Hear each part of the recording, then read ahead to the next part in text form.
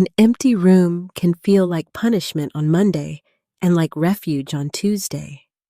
The room is identical. So what changed? Watch what happens when the door closes. Before 10 seconds of silence pass, your hand reaches for the phone. Buddhist practice begins in that reach, not by pretending you need nobody, but by discovering why quiet feels dangerous. Here are 6 practices that move through feeling, space, body, thought, kindness, and connection. The 4th is for the hardest kind of silence, the one left by loss. First, separate what is actually happening from what fear predicts. First, name what is actually here. Being physically alone is a circumstance. Loneliness is the pain of wanting connection and not feeling it. They can arrive together, but they are not the same thing. If you confuse them, one silent dinner becomes evidence that your whole life is empty. Picture one plate on the table and an unused chair opposite you. The mind says, "Nobody wants me." Pause before accepting the sentence. Feel the heaviness in the chest and name the part you can verify. Pain is here. Then name the other part accurately. My mind is predicting that this will last forever. Now ask one practical question. Do I need contact, rest, or a few minutes without stimulation? If you need contact, call someone. Buddhist solitude is not a test of how little love you can survive on. If you need rest, let the evening be quiet. A clear name gives the moment a fitting response instead of a dramatic verdict. Second, build a container for quiet. Early Buddhist instructions often place practice in a forest, at the foot of a tree, or in an empty shelter. The useful principle is not the ancient location. It is the boundary. The mind settles more easily when it knows where quiet begins and when it ends. Choose one chair and 10 minutes. Put the phone outside arm's reach. Soften one light. Pour tea and let the cooling cup become your timer. Do not begin with a silent weekend that feels like punishment. Build a refuge small enough to repeat. Imagine coming home with work still buzzing in your pocket. Leave the phone in the hallway. Sit down with the cup. For 10 minutes, nobody gets an answer, including the demanding voice in your head. Nothing is being performed. After several evenings, the chair itself starts to mean you are allowed to stop. But a quiet room can still contain a racing heart, and later we will face the silence no room design can soften. The silence left by someone who is gone. First, the body must learn that stillness is not automatically danger. Third, let the body become company. In the Buddhist practice of mindful breathing, you notice the breath as it is. Long when it is long, short when it is short. The beginning is observation, not control. Feel both feet on the floor. Notice where the chair holds your weight. Follow one complete breath in and one complete breath out. Unclench the jaw. Let the shoulders fall. If closing your eyes increases anxiety, keep them open. Peace is not a performance, and forcing calm is only another form of conflict. You can practice while washing a single plate. Feel warm water move across the hands. On a walk alone, notice 3 sounds, 3 colors, and the movement of your legs. The body keeps giving you something real to meet.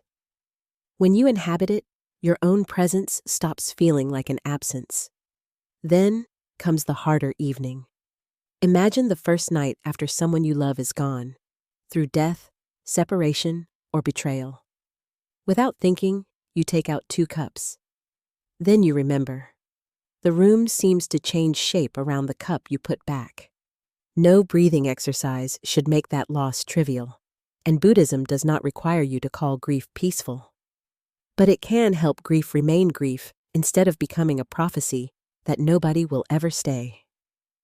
Fourth, watch the mind like weather. Silence gives unfinished conversations a microphone. Memory replays one sentence. Planning invents 10 futures.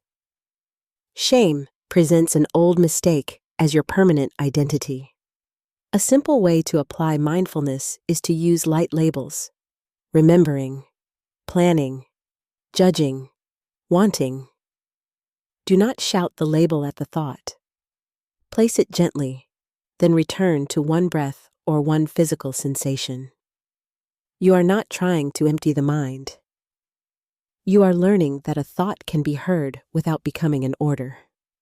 Suppose a friend cancels dinner and the mind says, "Everyone leaves." Notice the contraction in the chest. Name hurt, then predicting. Stay for 3 breaths. The sentence may return, but watch its force. Does it remain exactly the same, or does it sharpen, fade, and return? That change is impermanence made visible. The thought is real as an event, but not necessarily true as a verdict. Observation creates space, yet space without warmth can feel like a cold waiting room. The 5th practice changes the emotional temperature. 5th, fill solitude with loving kindness. When nobody else is speaking, you hear the voice you use with yourself. If that voice is cruel, silence becomes a courtroom. Loving kindness trains the opposite direction, a mind that does not meet suffering with hostility. Try 4 intentions slowly. May I be safe. May my mind become steady. May I meet this moment kindly.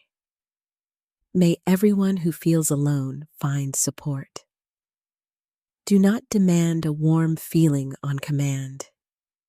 If the words seem hollow, turn one of them into an act. Wrap yourself in a blanket. Prepare real food. Open the curtains when morning comes. Then widen the circle. Think of a friend, a stranger whose window is lit across the street, and someone sitting through a loss like yours. You are still physically alone, but goodwill is no longer trapped inside the room. Solitude has become a place from which care can travel, and that leads to the Buddhist balance people often miss. The ability to be alone is not the goal of needing no one. 6th, return to people without grasping. In an early Buddhist discourse, Ananda calls good friendship half of the spiritual life. The Buddha corrects him. Good friendship is the whole of it. Other early accounts describe forest practitioners living remotely and returning to the community twice a month. Solitude had a rhythm: withdrawal, clarity, return. Use quiet to discover which connection you actually need. After sitting alone on Sunday morning, you may realize that you miss one particular friend, not generic noise. Send one honest message: "I would like to see you this week." Or you may notice that constant group chats keep you scattered. Mute them for an afternoon, then give the next person you meet your full attention. This is the test. Does solitude make you clearer and kinder, or smaller and harder to reach? If isolation remains crushing, disrupts daily life, or makes you feel unsafe, contact someone trustworthy or seek professional support. Reaching out is not failure. It is wisdom responding to the condition that is actually present. Now return to the closed door and the silent room. Nothing outside has changed. Inside, the feeling has a name. The quiet has a boundary. The body has somewhere to rest. Thoughts can pass without issuing commands. Kindness can cross an empty room, and people can be approached from care instead of panic. The deepest surprise is that the Buddhist art of being alone is not training yourself to need less love. It is learning not to use noise, screens, or other people as proof that you exist. The room is still empty. It is no longer a verdict. For this breath, it is simply where your life is happening. Tonight, choose one of the 6 practices and give it 10 undisturbed minutes. Then tell me which one you chose and what the silence revealed. In the next video, I'll turn these ideas into a complete 10-minute evening ritual for calming compulsive thought. Subscribe, and we'll practice it together.